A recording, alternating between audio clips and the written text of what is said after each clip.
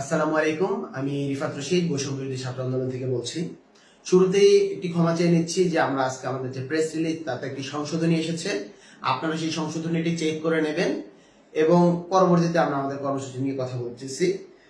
সারা দেশে ছাত্র জনতার উপর গণহত্যা, গণগ্রেপ্তার, হামলা মামলা, গুম খুন এবং শিক্ষকদের উপর ন্যাক্কারজনক যে হামলা হয়েছে তার প্রতিবাদে এবং জাতিসংঘ কর্তৃক তদন্তপূর্বক বিচারের দাবিতে এবং ছাত্র সমাজের যে 9 দফা দাবি আদায়ের লক্ষ্যে আগামীকাল 1 আগস্ট রোজ বৃহস্পতিবার বৈষম্য বিরোধী ছাত্র আন্দোলনের কর্মসূচি হলো রিমেম্বারিং আওয়ার হিরোজ কর্মসূচি।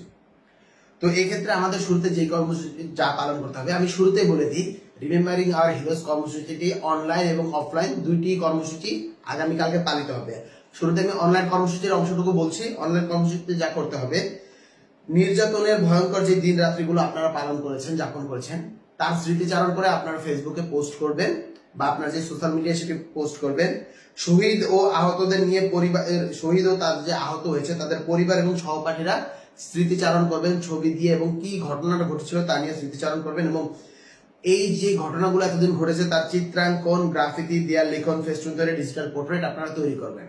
এই কর্মসূচি ঘোষণার কারণ হলো আমরা ফিল করতেছিলাম যে আন্তর্জাতিকভাবে আমাদের যেই এই উপর যে গণহত্যাটা চলছে তার যে স্পষ্ট কোনো ডকুমেন্টেশন নেই। আমরা একটি ওয়েবসাইট নির্মাণ করার পরিকল্পনা করছি। আমরা সেখানের ভিতরে যাতে আমাদের যে গণহত্যা যত হয়েছে তাদের লিস্ট, আহতদের লিস্ট এবং বিভিন্ন ধরনের এক্সিবিশন করা, যে গণহত্যাটা হয়েছে সেই ছবিগুলোর এক্সিবিশন, স্মৃতিগুলো যা হয়েছে সেই সমস্ত স্মৃতিগুলো ধারণ করা হলে এইটা একটি ডকুমেন্টেশনের কাজে লাগবে। এবং আন্তর্জাতিক মিডিয়া, আন্তর্জাতিক গণমাধ্যমের জায়গা আছে, এমবাসি গুলো আছে, বিভিন্ন মানবাধিকার সংস্থাগুলো আছে, বিশ্বের প্রভাবশালী রাষ্ট্রগুলো আছে, সকলের কাছে আমরা পাঠাতে পারবো। এবং সেই সাথে বাংলাদেশের যে আপামর জনসাধারণের যে কনসেন্ট তৈরি করা, আবার হলো গিয়া তাদের সবাই সবকিছু অ্যাক্সেস পাওয়া, সেই জিনিসটাকে আমরা রাখতে পারবো। এবং আগামীকালকের অফলাইন কর্মসূচি ক্যাম্পাস ও এলাকা ভিত্তিক শিক্ষক ছাত্র জনতা জমায়েত হয়ে গণহত্যা, গণগ্রেপ্তার, হামলা মামলা, গুম খুন ও শিক্ষকদের উপর যে ন্যাক্কারজনক হামলা হয়েছে তার প্রতিবাদ জানানো হবে। এবং সাংস্কৃতিক আয়োজন যেমন মৌন মিছিল, মশাল মিছিল, পথনাটক, মঞ্চনাটক, প্রতিবেদী গানের আসন, মাইক ইত্যাদি কর্মসূচি আয়োজন করতে হবে। এক্ষেত্রে আমাদের দুটি হ্যাশট্যাগ রয়েছে। যখনই হলো গিয়ে ফেসবুকে বা আমরা কোনো কিছু আপলোড করব, সেটা হলো গিয়ে হ্যাশট্যাগ জুলাই ম্যাসাকার এবং হ্যাশট্যাগ রিমেম্বারিং আওয়ার হিরোজ। এই দুটো আমরা আগামীকালের কর্মসূচিতে যোগ করব। এবং আমরা একটি ঘোষণা করতে চাই, এই যে পুরো গোটা জুলাই মাস দিয়ে আমাদেরকে হলো গিয়ে ম্যাসাকার চললো, আমাদের উপর গণহত্যা চললো, তাই আমরা এটিকে জুলাই ম্যাসাকার হিসেবে নামকরণ করছি। এখন থেকে জুলাই ম্যাসাকার নামকরণটি আমাদের উপর, এই যে ছাত্র জনতার উপর যে ক্র্যাকডাউন চালানো হলো, তাদের যে শহীদ চালানো হলো, তাদের উপর যে ম্যাসাকার চালানো হলো, এটিকে আমরা জুলাই ম্যাসাকার নামকরণ করছি। এই হলো আগে আমাদের আজকের কর্মসূচি। আপনারা কর্মসূচিটি সুন্দরভাবে পালন করবেন। এবং সেই সাথে আমরা স্পষ্টভাবে একটা ঘোষণা দিতে চাই, আজকে আপনারা দেখতে পেয়েছেন আমাদের ডিবি অফিসে যারা উপস্থিত ছিলেন, আমাদের সমন্বয়কেরা যাদেরকে আটকে রাখা হয়েছে নিরাপত্তার কথা বলে, তাদেরকে ছেড়ে দেওয়া নিয়ে এবং হলো গিয়ে যাতে হলো গিয়ে শিক্ষার্থীদের উপর গুলি চালানো না হয় সেই নিয়ে কিন্তু আজকে হাইকোর্টে শুনানি হয়েছিল।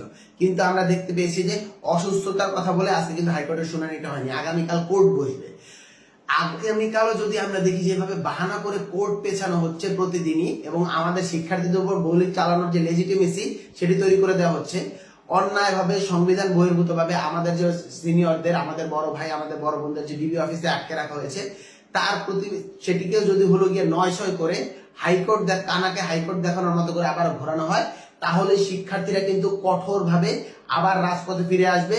এবং এবার শুধু শিক্ষার্থীরা নয়, শিক্ষক, আইনজীবী, বুদ্ধিজীবী, সুশীল সমাজকে একত্র করে শিক্ষার্থীরা রাজপথে নেমে আসবে। আমাদের অভিভাবকরা সাথে থাকবে, আমাদের অভিভাবকেরা, আমাদের শিক্ষকেরা, আমাদের সুশীল সমাজ, আমাদের বুদ্ধিজীবীরা আমাদের যখনই আপনি আটক করবেন তারা ছাড়িয়ে নিয়ে আসবে। এই গণগ্রেপ্তার খেলা আমরা আর হতে দিব না। আমাদের ভাইদের মুক্তি দিন। আমাদের ভাইদের ওই হাইকোর্ট না দেখিয়ে তাদেরকে আইনের মাধ্যমে, বিচারিক প্রক্রিয়ার মাধ্যমে, কোর্টের মাধ্যমে যত দ্রুত সম্ভব আপনারা মুক্তি দিয়ে আবার রাজপথে ফিরিয়ে দিন। আন্দোলনে আমরা যে দফাগুলো দিয়েছি সেই দফাগুলো মেনে নিন এবং শহীদদের রক্তের পূর্ণ মর্যাদা দিন, আহতদের বিচার করুন এবং আমাদের যে দফাগুলো আছে সেই দফাগুলো পালন করুন। অন্যথায় আমরা হুঁশিয়ারি দিয়ে রাখছি, এর ফলাফল কিন্তু ভালো হবে না। বৈষম্য বিরোধী ছাত্র আন্দোলন থেকে সকলকে ধন্যবাদ। আগামীকালের কর্মসূচি সফল করবেন এই প্রত্যাশায় আমি রিফাত রশিদ।